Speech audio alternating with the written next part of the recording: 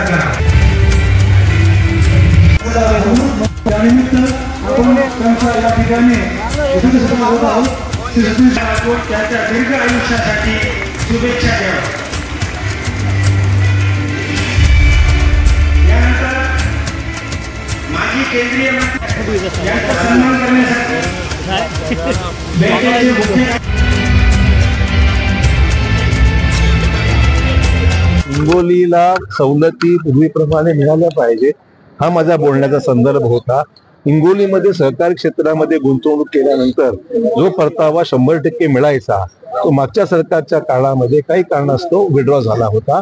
आम्ही मुख्यमंत्र्यांकडे प्रयत्न करणार आहोत की हिंगोली सारख्या जिल्ह्यामध्ये गुंतवणूक सहकारी क्षेत्रामध्ये कोणी केली तर त्याचा 100% गुंतवणुकीत जो परतावा मिळाला पाहिजे तो 100% मिळाला पाहिजे। म्हणजे स्टेट गव्हर्नमेंटचा जो जीएसटी आहे तोही मिळाला पाहिजे आणि सेंट्रल गव्हर्नमेंटचा केंद्र सरकारकडे प्रयत्न करावा लागणार आहे। सीजीएसटी म्हणजे एसजीएसटी आणि सीजीएसटी हे दोन्ही पैशाचा परत मिळाले तर हिंगोलीमध्ये लोक यांना आकर्षित होतील आणि गुंतवणूक हिंगोली घेऊ शकेल असं माझं म्हणणं तात्पर्य होतं। आणि एवढी चांगली कॉर्पोरेट बिल्डिंग ही हिंगोलीमध्ये आली याचा आनंद आम्हाला।